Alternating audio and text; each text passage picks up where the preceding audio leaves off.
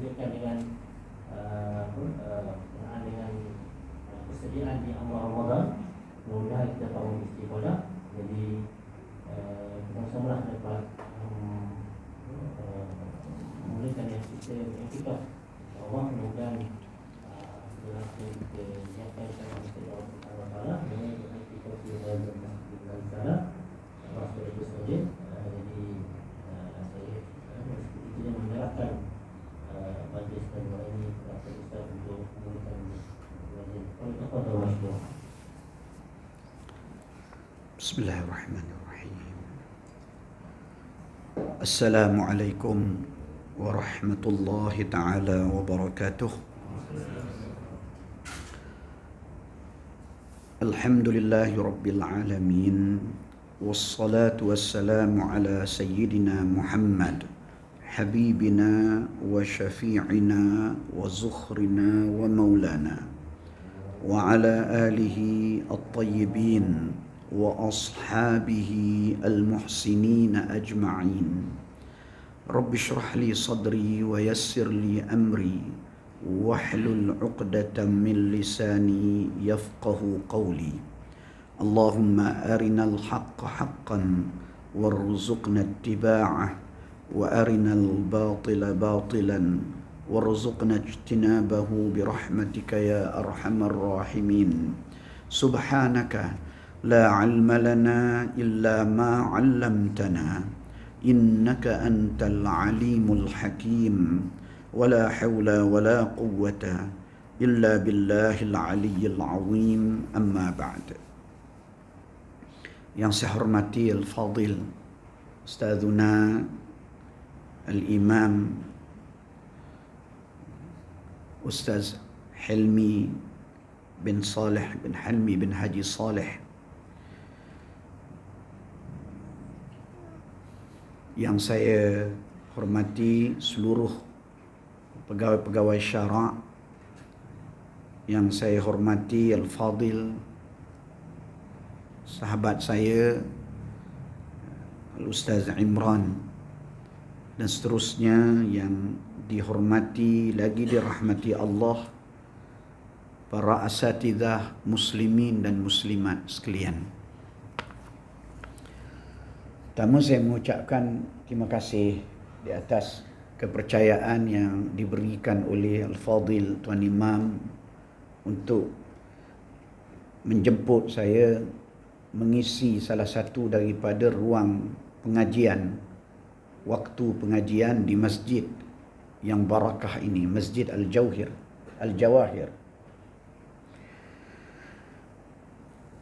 Dan saya melihat bahawa sangat baik sekiranya dapat mengambil kesempatan daripada waktu kita berada di ambang Ramadan Al-Mubarak ini, kita mula membaca sebuah kitab yang sangat masyhur manfaat dan keberkatannya di kalangan umat Islam, iaitu kitab fiqih yang disusun oleh seorang ulama yang sangat terkenal daripada keturunan Al-Malibari, iaitu daripada India, di mana kitab beliau ini dibaca oleh jutaan penuntut-penuntut ilmu di seluruh dunia di dalam bidang ilmu fiqh. Beliau yang bernama Zainuddin bin Abdul Aziz Al-Malibari, Zainuddin bin Abdul Aziz Al-Malibari,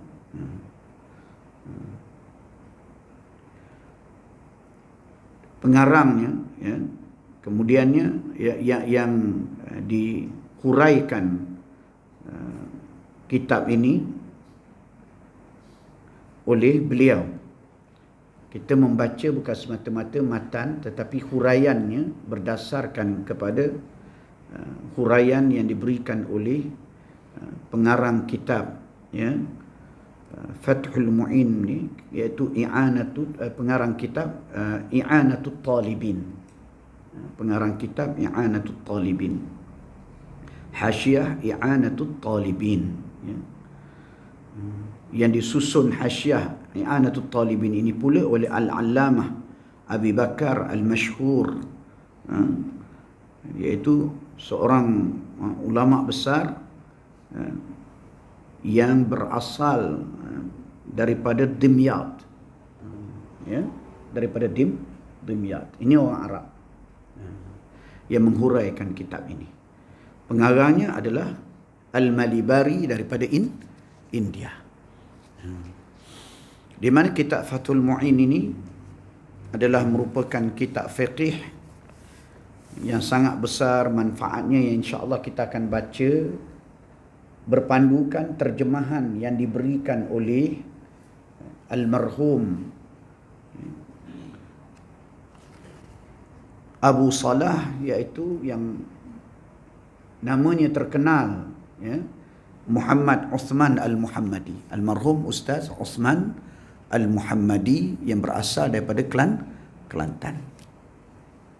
Dan kitab terjemahan beliau ini dengan beberapa tambahan huraian daripada beliau, ya, diterbitkan, dikeluarkan oleh Majlis Ugama Islam Negeri Kelantan.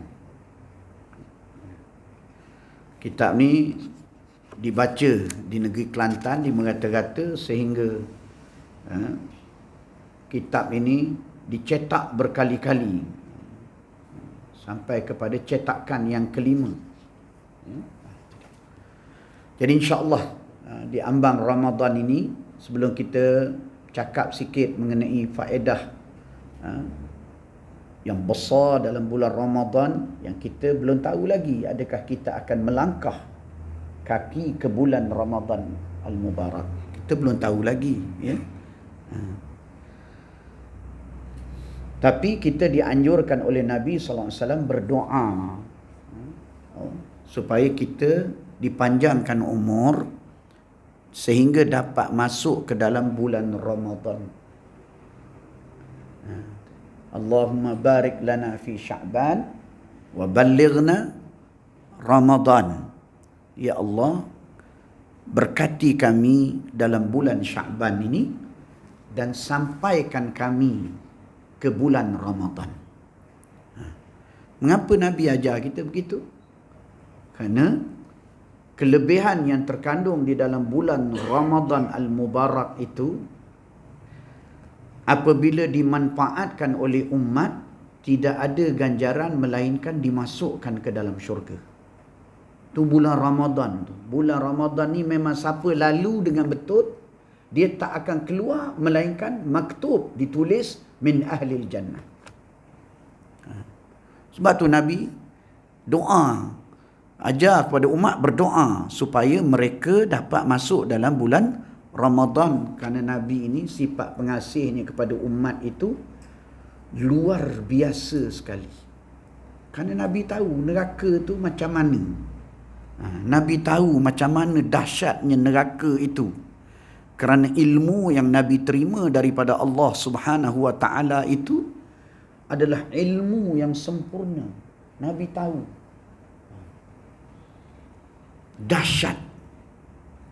Nabi faham keterangan Allah mengenai neraka. Maka Nabi tahu tak ada siapa pun yang mampu untuk dia menahan akan seksaan api neraka itu. Tak ada siapa. Dan api neraka itu menggambarkan kemurkaan Allah yang Allah simpan di akhirat. Kalau Allah tak simpan, meletup habis lama dah bumi. Kampung tu tak semayang seorang, meletup habis kampung tu. Habis semua, tenggelam dengan habis semua macam yang berlaku dekat Indonesia. Tu Tuhan boleh buat. Tak semayang, tenggelam masa tu juga. Tapi Tuhan simpan. Kerana rahmat Allah mengatasi kemurkaan. Nanti di akhirat. Yang Tuhan simpan tu, Tuhan buka.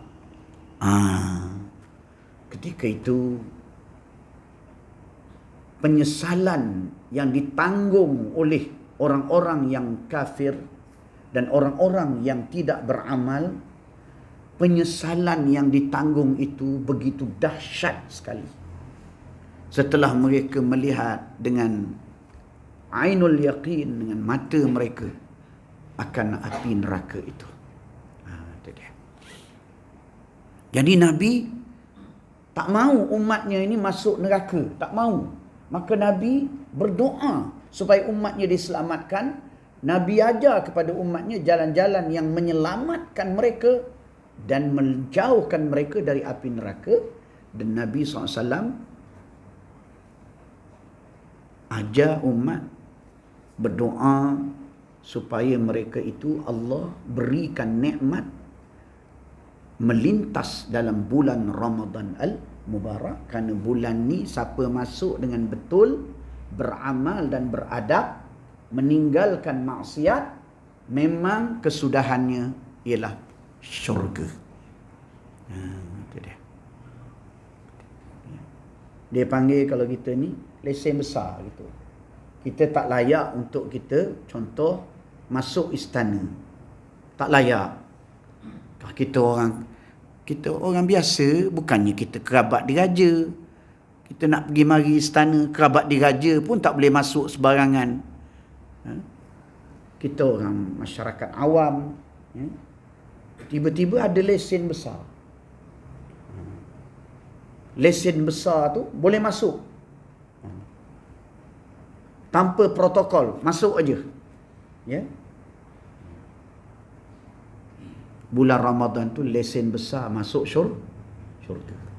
Walaupun kita banyak dosa dan kesalahan, walaupun kita banyak kecuaian, walaupun kita banyak perbuatan maksiat, tapi bila kita diberi nikmat masuk ke bulan Ramadan dan kita jaga betul-betul, kita tak tinggal tarawih, kita tak tinggal sembahyang berjamaah, kita membaca Al-Quran sehingga khatam, kita beramal dengan kita berpuasa dengan sempurna.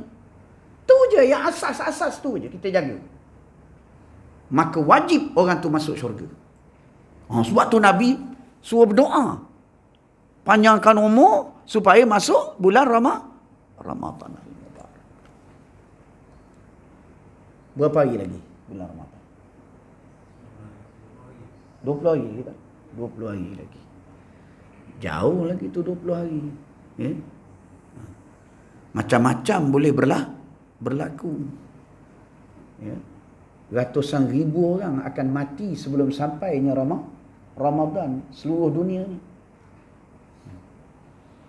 Kita tak tahu adakah kita termasuk orang yang beruntung memasuki Ramadan atau tidak.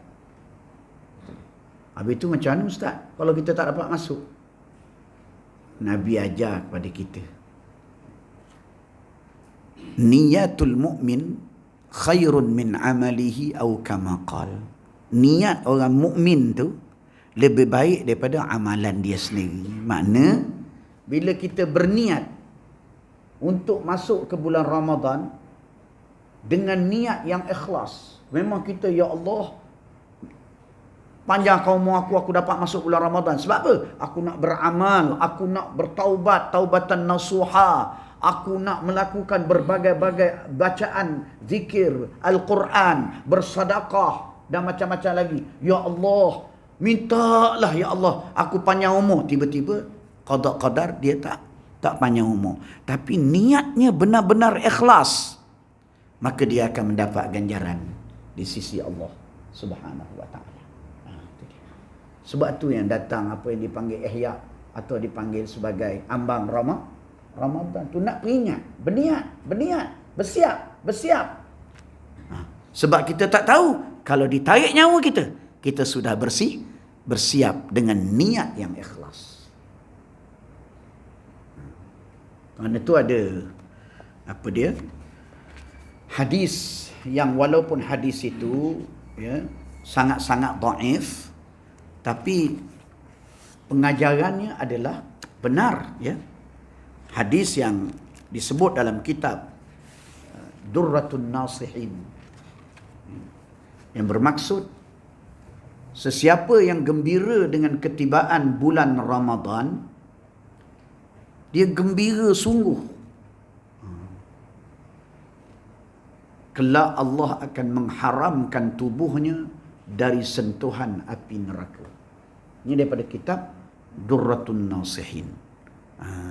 Nabi ajar kepada kita supaya kita bersiap sedia untuk menempuh bulan Ramadan itu, bermula dengan niat yang ikhlas dan bermula dengan sikap yang betul, gembira. Bukannya nak masuk bulan Ramadan, Allah, lapar pula lah kita sebulan. Aduh, tak boleh dah kita ni pagi-pagi minum teh tarik. Dia sungut aja. Aduh, ya, kata dia. Lepas tu ni orang sembahyang tarawih, kalau tak nampak muka kita ni malu. Satu kampung sembahyang tarawih kata. Dia bersungut. Dia tak suka bulan Ramadan. Kerana dia rasa terganggu jadual biasa kehidupan dia yang sesuai dengan nafsu dia. Maka Nabi memperingatkan orang yang gembira dengan kedatangan bulan Ramadan, menganjurkan kita bersiap sedia menyambut bulan yang agung ini. Sebagaimana firman Allah yang bermaksud, dengan kurnia Allah dan rahmatnya, hendaklah dengan itu mereka bergembira. Bergembira itu lebih baik daripada apa yang mereka kumpulkan. Maknanya bergembira itu diperintah oleh Allah.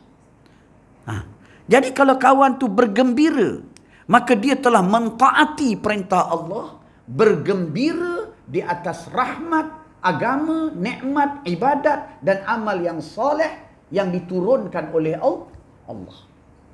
Jadi bila dia bergembira, dia mentaati perintah Allah. Maka dalam hadis tu walaupun sangat dhaif, tetapi mempunyai wajah yang benar. Kerana disokong oleh Al-Quran, bahawa Al-Quran memerintah kita bergembira dengan rahmat dalam bentuk agama dan amal soleh, ketaatan kepada Allah Subhanahu wa taala. Maka bila kita gembira dengan erti kata yang benar-benar sungguh-sungguh, maka sudah tentulah orang itu akan diberikan ganjaran oleh Allah. Adapun berkait dengan Ramadan, ada hadis yang sangat dhaif. Ganjaran tu apa dia?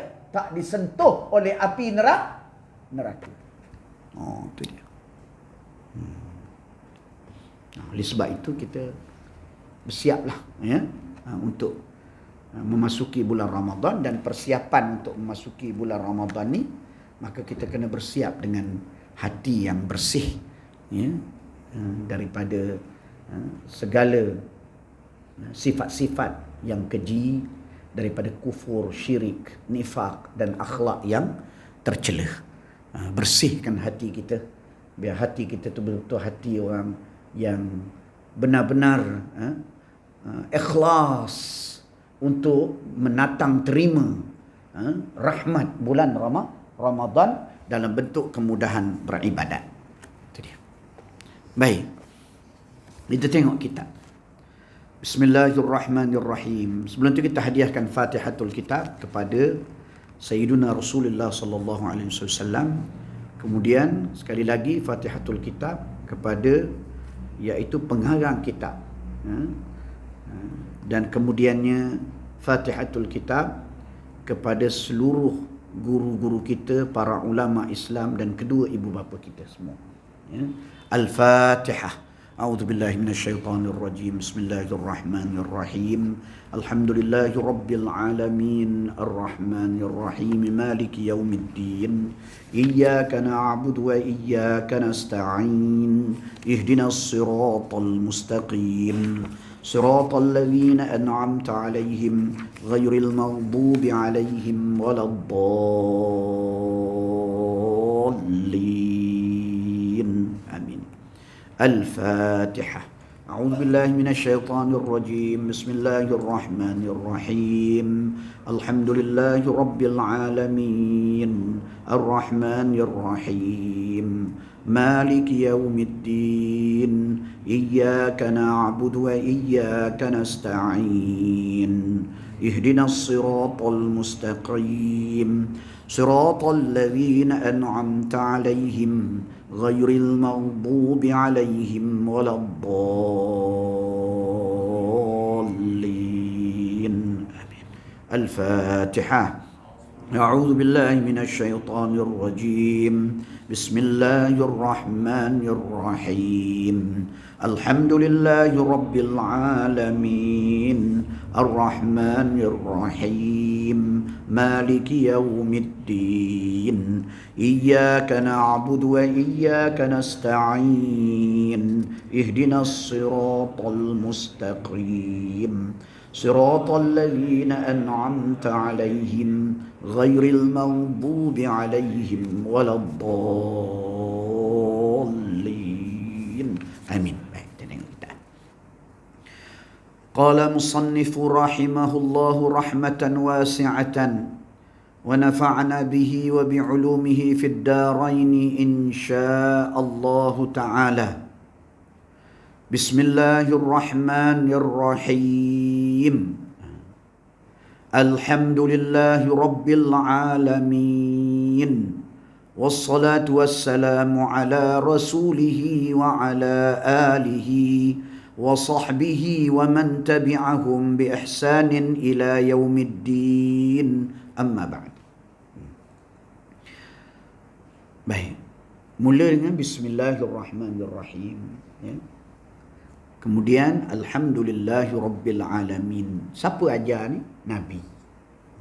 Ulama, mereka itu adalah kumpulan manusia yang paling ketat dan berdisiplin di dalam mengikuti ajaran Nabi Muhammad sallallahu alaihi wasallam. Jadi bukan setakat dalam semayang, bukan setakat dalam puasa, dalam menulis pun, dalam mengarang pun, dalam cakap pun, dia ikut yang dianjurkan oleh Nabi Muhammad sallallahu alaihi wasallam. Sebab tu mengikuti ulama ni kita selamat. Kerana ulama ni akan membawa kita kepada apa yang diajarkan oleh Nabi Muhammad sallallahu alaihi wasallam. Jadi ulama mula dengan Bismillahirrahmanirrahim, kerana Nabi kata satu benda yang tidak dimulakan dengan Bismillahirrahmanirrahim, maka benda tu, perbuatan itu terputus daripada keberkatan. Terputus. Makna kata terputus, makna tak ada keberkatan. Jadi barakah ni, apa dia? Barakah ni an-numu waz-ziyadah, iaitu membiak dan bertambah. Mai mana membiak dan bertambah ni? Mai mana? Mengaji setengah jam aja. Tapi ibadat dia, kesan daripada dia mengaji itu, mengalahkan orang mengaji 10 tahun. Entah ni alim ni, soleh ni, entah belajar kat mana? Saya mengaji kat masjid aja ustaz, dengan tok guru kampung aja. Oh, bukan entah mengaji di Mekah, bukan entah mengaji di Yaman. Tak ada ustaz. Masya Allah. Ni dia panggil barakah. Mengaji setengah jam. Dia pegang betul-betul. Siapa yang bagi itu? Iaitu nilai daripada faedah dia mengaji itu tadi, ya, lebih dahsyat daripada orang mengaji 10 tahun. Daripada mana dia dapat ni? Ini dipanggil oleh ulama pertambahan nilai ini. Ini dia panggil barakah. Barakah ni mari pada mana? Mari pada Allah Ta'ala. Alhamdulillah. Mari pada Allah Ta'ala. Daripada Allah. Itu. Kerana apa? Kerana barakah itu adalah merupakan suatu nikmat tambahan yang Allah cipta kepada hamba-hambanya yang dikehendaki oleh Allah. Itu dia. Dah kita pun tahu semua nikmat ni Tuhan yang buat. Al-Mun'im huwa Allah. Pemberi nikmat Allah. Tak ada yang lain daripada Allah yang memberi nikmat. Kita ni dikepung oleh nikmat-nikmat yang merupakan bekas perbuatan dan pemberian Allah. Sebab tu Tuhan marah kalau kita lupa.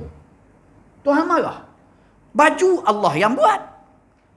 Kapet Allah yang buat. Tanah Allah yang buat. Jalan Allah yang beri. Kenderaan Allah yang kurnia. Minuman Allah yang kurnia. Tiba-tiba tidak ingat kepada Allah, tidak menunaikan solat, bahkan berbuat mungkar tanpa rasa malu dan segan kepada Allah Subhanahu wa taala, walhal dikelilingi oleh nikmat yang diberi oleh Allah. Allah marah. Zaman dulu-dulu Bani Israel, bila dia beribadat 40 tahun dengan ikhlas,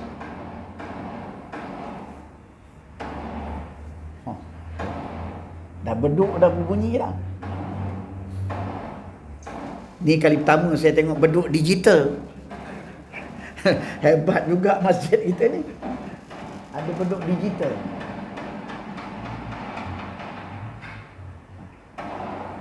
Nak tunggu azan dulu ke? Terus saya. Terus saya.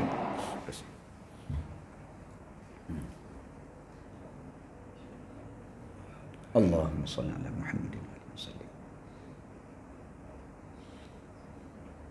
Apa Ustaz sebut tadi?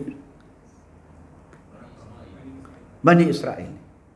Dia bila dia ibadat 40 tahun, Allah Subhanahu Wa Taala akan menunjukkan kepada dia amalan itu diterima Allah, dengan Allah akan menghantar awan yang khusus yang akan menaungi dia. Ke mana-mana dia pergi, awan tu akan menaungi dia. Ke mana-mana dia pergi. Sebab tu kalau kita tengok gambar-gambar orang putih ni, bila dia tulis orang soleh, ada atas ni ada bulatnya tu. Tu. Itulah awan tu. Awan yang ada di kalangan Bani Israel. Orang yang beramal 40 tahun soleh tu ada awan. Kalau dia beramal 40 tahun tak soleh, awan tu tak ada. Selalunya orang beramal 40 tahun biasanya soleh. Seminggu pun dah alhamdulillah dah. Ni 40 tahun tentulah soleh. Tapi ada seorang anak, dia beramal 40 tahun. Tiba-tiba tak ada awan yang muncul. Dia pun risau. Dia tanya pada mak dia. Mak, ni ibu ya. Ibu kita ni, ilmu yang ada kat dia tu Allah bagi, ilmu yang menyampaikan kita kepada keredaan Allah. Sebab tu kita belajar macam mana pun, muliakan ibu dan ayah. Kerana kadang-kadang ilmu yang ada kat dia menyelamatkan kita. Jadi, dia tanya mak, yang ibadah dia bukan mak dia. Dia, mak, kata dia, saya dah beribadat 40 tahun ni, tak ada awan pun mak. Mak dia pun jawab, agaknya engkau ketika mendongak ke langit, engkau melihat akan langit, engkau terlupa mengingati Allah. Tengok ke langit, tapi tidak menyebut dan mengingati Allah. Sebab Allah Ta'ala memerintah kita supaya bila kita melihat akan alam ini, mengingati akan Allah yang mencipta alam. Itu dia. Boleh jadi agaknya engkau ni bila satu hari engkau mendongak ke langit, kau tak teringat Allah. Agaknya mak dia jawab, bukan agak, memang ya dah, kata dia. Tu ilmu mak. Dia kenal anak dia. Dia kenal, dia perhati anak dia. Memang ya dah. Tu dia. Nak beritahu, ya.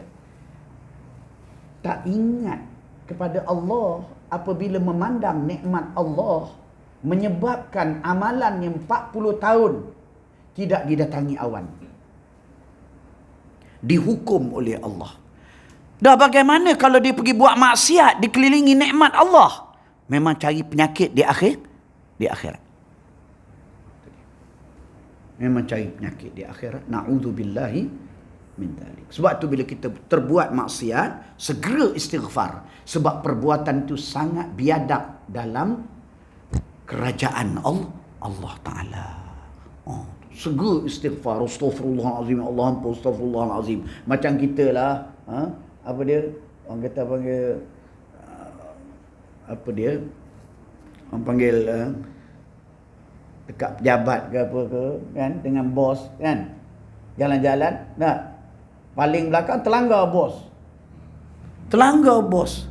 Nah, dah lah kita baru aja dapat kerja. Nah, telanggar bos. Allah, maaf bos. Maaf bos. Maaf sungguh bos, maaf. Macam tu. Jadi bila terbuat maksiat, astaghfirullahalazim, astaghfirullahalazim, astaghfirullahalazim ya Allah, astaghfirullahalazim ya Allah. Mesti ada pengagungan Allah demikian. Rasa takut kepada Allah. Baik.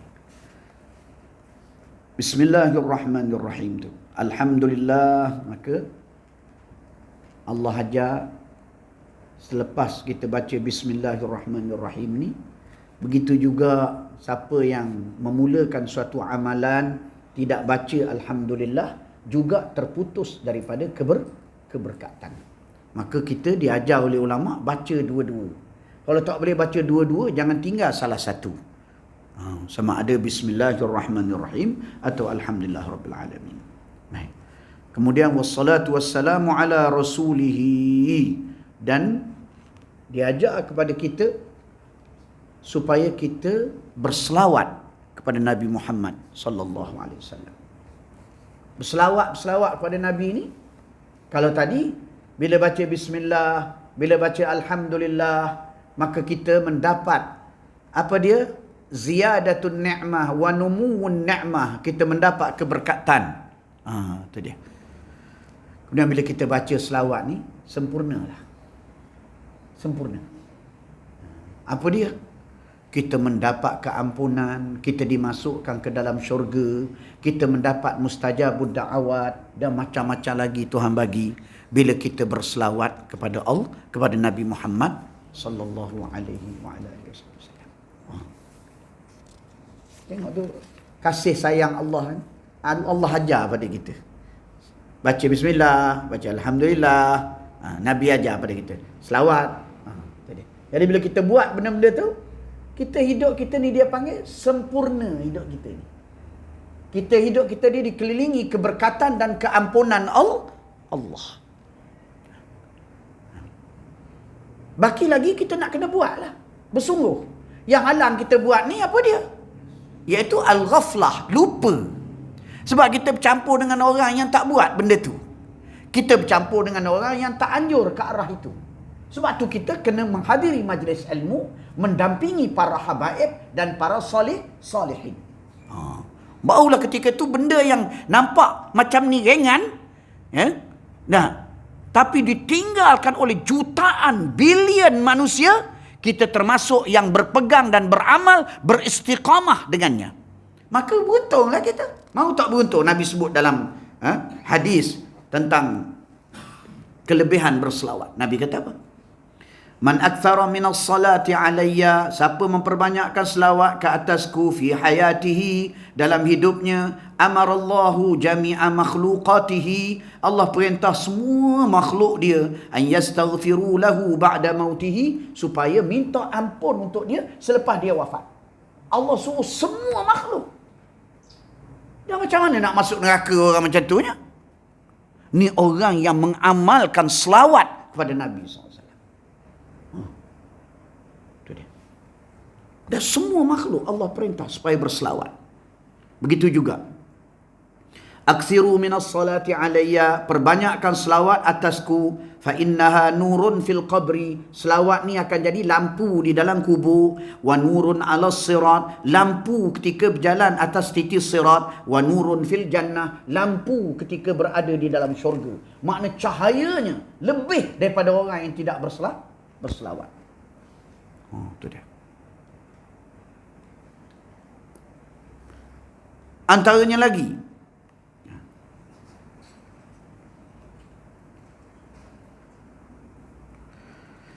akthiru minas salati alayya, perbanyakkan selawat atasku, fa innaha tudfi'u ghadabal jabbar, kerana selawat ni memadamkan kemurkaan Tuhan, wa tuhinu kaidal syaitan, dan selawat ni melemahkan tipu daya syaitan. Memang betul.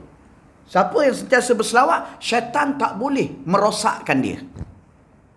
Tak boleh. Dia tak boleh. Dia terhenti tak boleh. Macam kita ni, dah serba kuat dah. Elok nak tumbuk, tangan ni jadi lumpuh. Tak boleh. Tak boleh pergi. Ada pistol. Pecek, tak keluar peluru. Itu dia. Nampak bola nak tendang, kaki tak boleh angkat. Syaitan macam itulah. Kepada orang yang berselawat, yang mengamalkan selawat, maka tipu daya dia itu menjadi sia-sia. Tidak memberi kesan. Sebab itu kita dianjurkan supaya selawat pada Nabi Muhammad sallallahu alaihi wa ala alihi wasallam. Maka kerana keperluan ala rasulihi wa ala alihi wa sahbihi wa man tabi'ahum, begitu juga selawat dan salam kepada Rasul, kepada kaum keluarga baginda sallallahu alaihi wasallam yang kita hari ini kenali sebagai habaib, para sahabat baginda dan yang mengikuti mereka itu, dengan ikutan yang baik sehingga hari kiamat. Amma ba'du. Ni semua orang-orang yang menyebabkan kita selamat, kerana ikutan mereka kepada Nabi Muhammad sallallahu alaihi wasallam.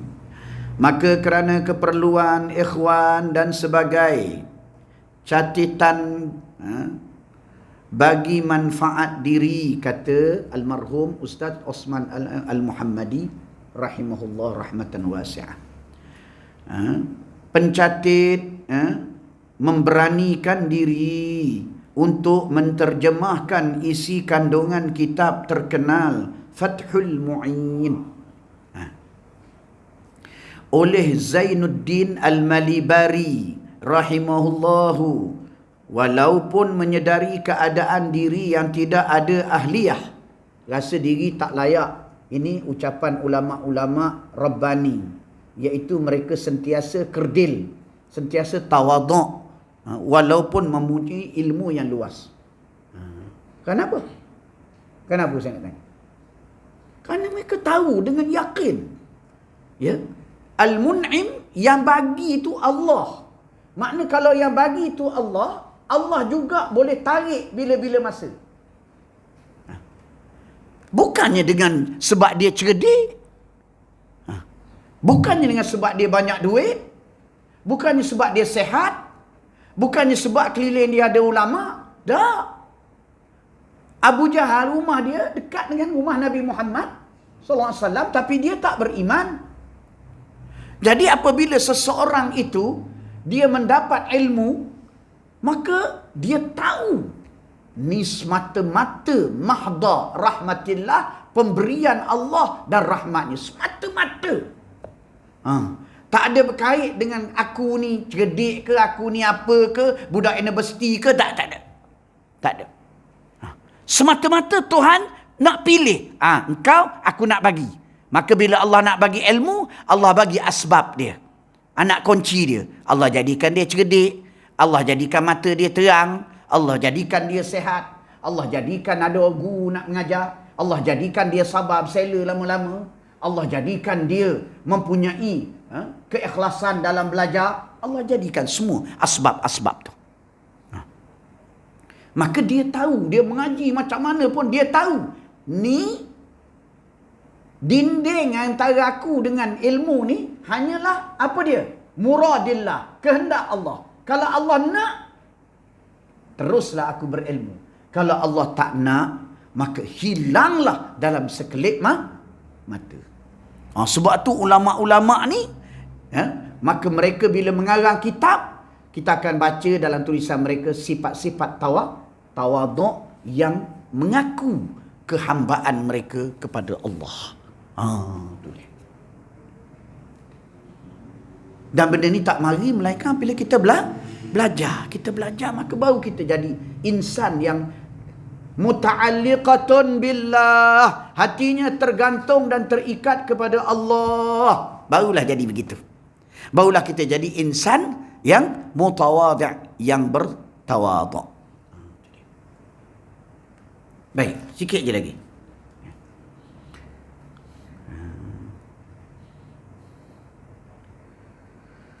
Baik, kemudiannya kata beliau,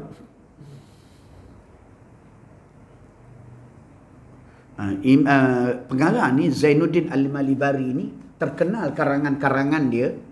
Ya, bila orang baca karangan dia tu, terasa macam baca kitab Ihya Ulumuddin. Terasa macam baca kitab Ihya Ulumuddin. Kitab Ihya Ulumuddin ni kitab yang dikarang oleh Al-Imam Al-Ghazali rahimahullah ta'ala. Kitab Ihya Ulumuddin ni, ya, kitab yang paling banyak disebarkan dalam dunia Islam selepas daripada Al-Quran. Kitab Ihya Ulumuddin. Itu dia. Jadi kitab Ihya Ulumuddin ni, bila orang mengaji, memang hati dia akan terasa dengan begitu cepat timbul rasa ingatan yang kuat kepada Allah dan keinginan kembali bertaubat kepada Allah. Kitab tu. Bahkan setengah-setengah ulama, ya, pegang kitab Ihya tu, belum baca lagi, pegang tu, dia dah berasa dah. Dia dah berasa dah. Ya ke Ustaz? Iyalah. Kalau tak ya, takkan Ustaz nak beritahu pula. Tu tengok, kita tengok tu. Tengok kasut Adidas. Nah,